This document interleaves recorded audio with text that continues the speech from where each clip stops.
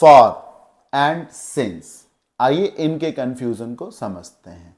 For and since both are prepositions, यहां पर दोनों ही क्या है, प्रेपोजिशंस हैं। और ये जो फॉर और सिंस है ये वही है परफेक्ट और परफेक्ट कॉन्टिन्यूअस वाला, कि it has been raining for 2 hours and it has been raining since 2 o'clock। तो कहां पर हमें टाइम के लिए फॉर लगाना है और कहां पर हमें टाइम के लिए सिंस लगाना है, this is what we are going to understand in this lecture. तो for which is a preposition, since which is also a preposition, और इन्हें हम यूज करते हैं टाइम के लिए।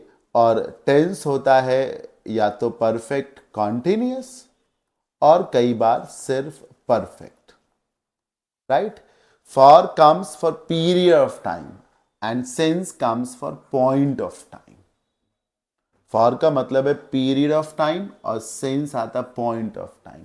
डेफिनेट और इनडेफिनेट भी कहते हैं इसको, इनडेफिनेट के लिए कहते हैं इनडेफिनेट, और इसे डेफिनेट के लिए कहते हैं। मैं कुछ तरीके बताऊंगा, ध्यान से समझिएगा। पीरियड ऑफ टाइम में डे आ जाएगा, पॉइंट ऑफ टाइम में मंडे आ जाएगा। स्पेसिफिक कर दीजिए सर, दिन तो कोई भी हो सकता है, लेकिन जब मंडे कर दिया तो वही स्पेसिफिक हो गया, वही डेफिनेट हो गया, और वही sir ji point of time. Point मतलब क्या होता है, एग्जैक्ट पॉइंट बताइए ना। जैसे आप कह रहे हैं कि हमने जो है हम जो है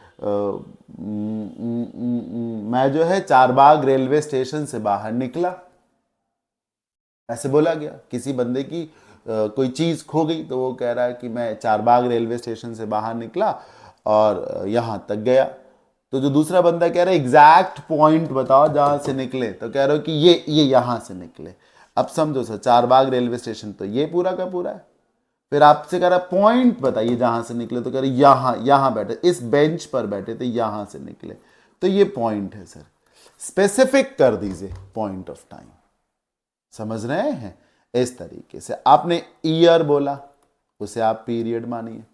आप एग्जैक्टली जो है 2002 बोल दीजिए, फिक्स हो गया, पॉइंट हो गया। आप मंथ बोल रहे हैं, मंथ तो कोई भी हो सकता, बड़ी चीज हो गई। और आप सीधे जनवरी बोलिए ना, फरवरी बोलिए, इस तरीके से, समझ रहे हैं। आपने आप 2 o'clock बोलिए, सीधे एक पॉइंट है ना, 2 बजे से घड़ी, घड़ी से देखिए ना, घड़ी से ऐसे घड़ी होती है। अब ये एक पॉइंट ही तो है, ये भी एक पॉइंट है, तो ये 2 o'clock है। याद करने का तरीका है सर पॉइंट ऑफ टाइम, तो थोड़ा सा डेफिनेट कर दीजिए। आप जैसे सीजन बोल रहे हैं फॉर 2 सीजन्स, और आप सीधे विंटर बोलिए ना, तो पॉइंट ऑफ टाइम हो जाएगा। क्या हो जाएगा सर, पॉइंट ऑफ टाइम हो जाएगा, ठीक है।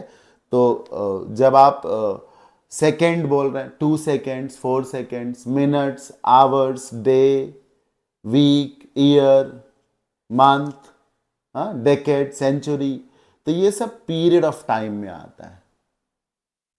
और जब आप ये कह रहे हो कि Monday, Tuesday, 2 o'clock, 3 o'clock, morning, evening, afternoon, night, समझ रहे हैं ना। आप अगस्त बोल रहे हैं या 15th अगस्त बोल रहे हैं, तो ये सब पॉइंट ऑफ टाइम में आ जाएगा। सिंस 15th अगस्त, सिंस 19th जुलाई, या सिंस जुलाई। तो छोटी जो यूनिट है और जो बिल्कुल स्पेसिफिक यूनिट है वो पॉइंट ऑफ टाइम है, और बड़ी यूनिट जो है वो पीरियड ऑफ टाइम है। उसी को इंडेफिनिट और इसको डेफिनिट कहा जा सकता है।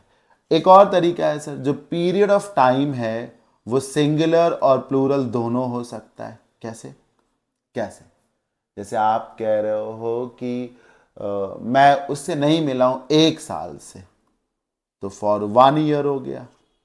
मैं उससे नहीं मिला हूं 2 साल से, तो फॉर 2 years हो गया। ये देखिए, सिंगुलर भी हो गया और प्लूरल भी हो गया। जो पॉइंट पीरियड ऑफ टाइम है, सिंगुलर भी हो सकता है, प्लूरल भी, लेकिन जो पॉइंट ऑफ टाइम है इट इज ऑलवेज सिंगुलर। आप मंडे को मंडेज नहीं बोलोगे, जनवरीज नहीं बोलोगे, 2 o'clocks नहीं बोलोगे, मॉर्निंग्स नहीं बोलोगे, सिंस मॉर्निंग बोलोगे, सिंस मॉर्निंग्स नहीं बोलोगे. So point of time is always singular and period of time can be singular and can be plural as well. अब पढ़ लीजिए. We have been dating each other for 3 years. 3 साल से हम एक दूसरे से मिल रहे हैं. 3 years. और अगर आप लगा दो ऐसे कि हम 2020 से मिल रहे हैं तो सिंस लगा दीजिएगा. It has been raining for 2 hours. 2 घंटे से बारिश हो रही है. ठीक. अब इधर देखिए. I have known her since college days. College के दिनों से मैं जानता हूं. It has been raining since 2 o'clock. Since 2 o'clock हो गया पॉइंट ऑफ टाइम के लिए. Since Monday.